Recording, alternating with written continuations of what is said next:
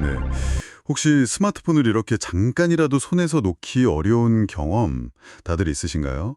아니면 뭐 무심코 앱을 열었는데 정신 차려보니 시간이 훌쩍 지나가 버린 적은요?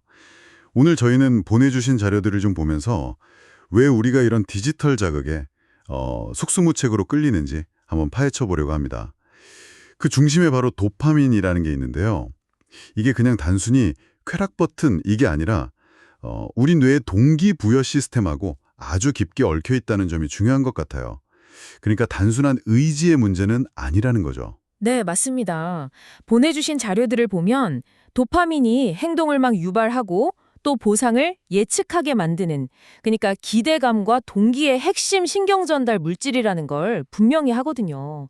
이 시스템이 어떻게 우리를 자꾸만 스마트폰을 확인하게 만드는지 그 작동 원리부터 좀 살펴보는 게 중요할 것 같습니다. 흔히들 뭐 도파민 중독 이런 표현을 쓰긴 하는데 사실 이게 신경과학적으로 딱 맞는 중독 용어는 아닐 수 있어요. 하지만 왜 그런 행동 패턴이 나타나는지는 설명해 줄 수 있죠. 아, 그렇군요. 자료에서 진짜 흥미로운 비유를 하나 봤어요. 그 애나름키 박사의 도파미네이션에 나오는 건데 뇌가 쾌락이랑 고통을 처리하는 방식이 꼭 그 양팔 저울 같다는 거예요. 한쪽으로, 그러니까 쾌락 쪽으로 기울면 뇌가 어떻게든 균형을 맞추려고 반대쪽, 즉 고통 쪽에 무게를 실어서 다시 수평을 맞추려고 한다고요. 이게 우리가 왜 사소한 자극에도 이렇게 집착하게 되는지 좀 설명해 주는 것 같아요. 네, 바로 그겁니다. 그게 바로 항상성 원리예요. 우리 몸이 내부 환경을 안정적으로 유지하려는 그런 본능이죠. 예를 들어서 소셜미디어에서 좋아요를 받는다거나 아니면 끝없이 나오는 짧은 영상들처럼 즉각적이고 좀 강렬한 쾌락을 자주 경험하게 되면요. 저울의 균형점 자체가 서서히 고통 쪽으로 이동하게 됩니다. 아, 균형점 자체가요. 네. 그래서 결국 같은 만족감을 얻으려면 더 강한 자극이 필요하게 되고 음. 이게 바로 내성이죠.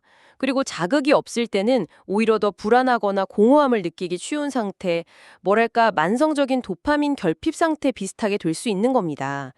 보내주신 KBS 다큐에 나왔던 페이스북 전 직원의 증언처럼요. 이런 플랫폼들은 바로 이 지점을 어떻게 보면 교묘하게 이용하는 거죠. 사회적 인정 피드백 루프 같은 걸 설계해서 사용자의 시간과 관심을 최대한 붙잡아 두려고 하는 겁니다. 특히 요즘 진짜 틱톡이나 릴스, 쇼츠 같은 이런 쇼폼 컨텐츠 영향이 정말 커 보여요. KBS 다큐 자료 보니까 영상 길이는 평균 1분 안팎으로 짧아졌는데 전체 이용 시간은 오히려 2.3배나 늘었다고 하더라고요. 맞아요. 예측 불가능하게 새로운 자극이 막 쏟아지니까 뇌는 뭐 거의 1분마다 도파민을 맛보면서 즉각적인 보상에 완전히 길들여지는 셈이죠. 네, 그렇죠. 그 결과로 자주 언급되는 부작용이 바로 팝콘 브레인 현상입니다. 팝콘 브레인이요? 네, 마치 팝콘 터지듯이 빠르고 강렬한 자극에만 뇌가 반응하고 좀 잔잔한 일상의 자극에는 무감각해지는 상태를 말하는 건데요. 이게 결국 집중력 저하나 긴 글을 읽기 어려워하는 문해력 문제, 또 감정 조절의 어려움으로까지 이어질 수 있습니다. 특히 그 자료들에서도 지적하듯이 뇌 발달이 아주 활발한 청소년기는 경험을 통해 뇌 회로가 막 만들어지는 시기잖아요. 이 신경 가소성이 높은 시기라서 이런 즉각적인 보상 시스템에 더 취약할 수 있다는 점을 좀 주의 깊게 봐야 합니다. 아, 정말 심각하네요. 그렇다면 이 멈추기 어려움 도파민의 덫에서 벗어날 방법은 정말 없는 걸까요? 그 애나 램키 박사가 제시하는 해법들이 좀 인상적이었어요.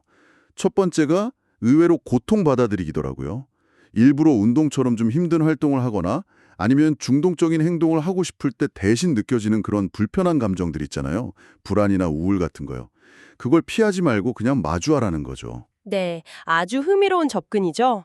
두 번째는 솔직함의 힘을 이야기합니다. 자신의 어떤 중독적인 행동 패턴이나 실수를 숨기지 않고 그냥 신뢰하는 사람에게 터놓고 이야기하는 것만으로도 생각보다 큰 변화를 가져올 수 있다는 거예요. 아, 이야기하는 것만으로도요? 네. 그 과정에서 자기 행동을 좀 객관적으로 보게 되고 책임감을 느끼게 되는데 이게 회복에 아주 중요한 동력이 된다는 분석입니다. 여기서 파생되는 게 세 번째로 친사회적 수치심인데요. 이게 자신을 막 깎아내리는 그런 파괴적인 수치심이 아니라 내가 좀 더 나은 사람이 되고 싶다. 공동체와 다시 잘 연결되고 싶다. 이런 건강한 동기부여가 될 수 있다는 거죠. 다만 여기서 중요한 건 나는 뭐 어떨 수 없어 피해자야 이런 생각에서 좀 벗어나서 자기 행동의 주체가 나라는 걸 인정하는 태도가 필요하다는 겁니다. 도파민 디톡스 또는 도파민 단식 이런 이야기도 여러 자료에서 나오더라고요. 일정 기간 동안 의도적으로 스마트폰 같은 강한 자극을 딱 끊어서 너무 과부하된 보상 회로를 좀 쉬게 하고 뇌를 뭐랄까 리셋하자는 개념인 거죠. 일상의 그런 소소한 즐거움을 다시 느낄 수 있도록요. 네, 맞습니다. 그런 의도적인 거리두기와 함께 마음 챙김 훈련도 도움이 될 수 있습니다. 현재 순간에 내 안에서 일어나는 감정이나 충동 같은 걸 좋다 나쁘다 판단하지 않고 그냥 알아차리는 연습인데요. 알아차리는 연습이요. 네. 이걸 통해서 내가 지금 이걸 하고 싶구나 하는 갈망과 실제 행동을 옮기는 것 사이에 약간의 공간을 만드는 거예요. 조절하는 힘을 키우는 거죠. 결국은 그 즉각적인 만족이 아니라 노력과 인내를 통해서 얻는 지연된 보상에 대한 경험을 의식적으로 늘려나가는 게 핵심이라고 할 수 있습니다. 물론 개인의 노력만으로는 한계가 있을 수 있고요. 사회적으로는 디지털 리터러시 교육을 강화하고 플랫폼 기업에게 좀 더 책임 있는 자세를 요구하거나 필요하다면 특정 연령층의 사용 제한 같은 규제 논의도 필요하다는 그런 목소리가 나오고 있습니다. 네.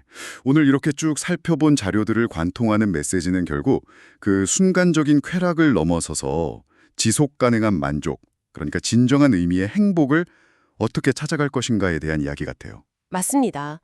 특히 저한테 인상 깊었던 지점은 우리가 스스로를 나는 원래 이런 사람이야 이렇게 단정 짓는 것이 변화의 가장 큰 걸림돌이라는 지적이었어요. KBS 다큐에서 뇌과학자분이 강조했듯이 우리 뇌는 끊임없이 변할 수 있거든요. 고정된 실체가 아니라는 거죠. 혹시 지금 이 방송을 듣고 계신 당신의 일상에서 균형을 위해 잠시 멈추고 들여다볼 지점은 어디인가요? 아주 작은 실천 하나부터 시작해 보는 건 어떨까 그런 생각을 해봅니다.